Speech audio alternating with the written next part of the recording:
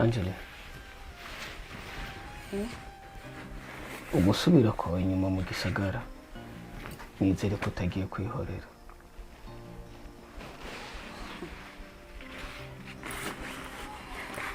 Kevin, oya nta genge ifise cyo kwihorera, ahubwo n'amakosa ngiye gukosora yakoze mu kutamenya.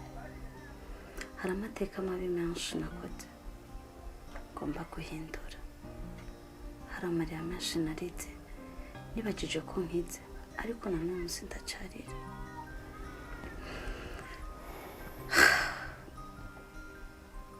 Jenita yarapfuye, ivyo navyo ndabara mu makosa yanje, kuko n'umusinge ndasinigeze ndamusezera.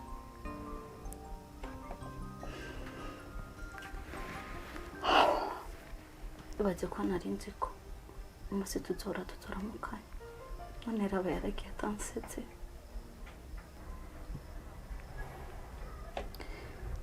Sukuri Kevin, ndamukumbuye, ariko raba yaragiye.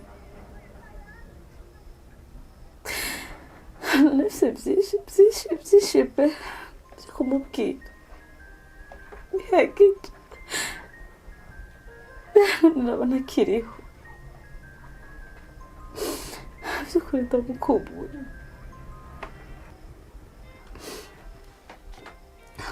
Jenita amuvuga aruhuka amahoro.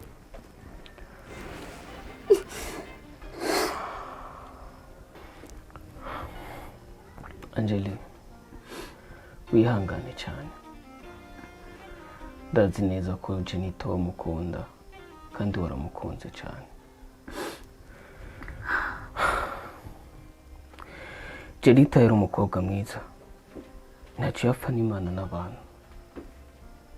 Yari umukobwa yicisha bugufi maze akayagisha abantu bose,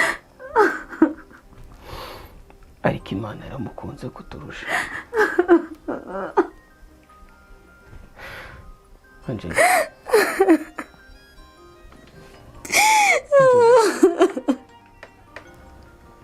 Angela, please hangane. Angela. Angela. Jenita mbabarira.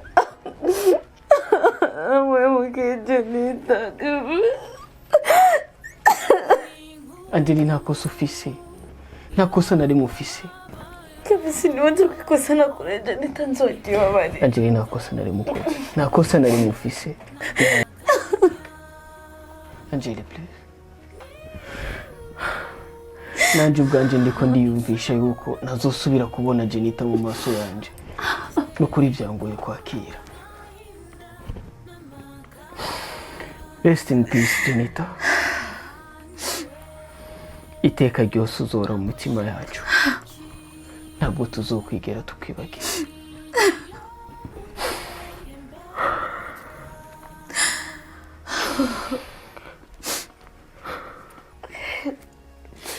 Kava, ntakindi ndibukora ko nabuze naramubutse. Tusaba Imana gusa izome kwakira ikosa nakoze, nsore imbabarira. Reka tugende dutahuka bwa kana na Santia, kuko n'umuryango usigaranye wonyine. Uraje umunsi mbonye yankapfuye, ari nta munsi nabonye ko ubuzima bwacu bwiye kudukomerera. Uwo munsi nahise mbona ko hari byinshi bigiye guhinduka mu buzima bwanjye, kandi kuko narabibona, ni nabyo nkirimo uyu munsi. Ariko rimwe na rimwe tuba dukwiye kwakira ibica kandi tukabyakiriza amaboko yose, kuko atandi mahitamo tuba dufise.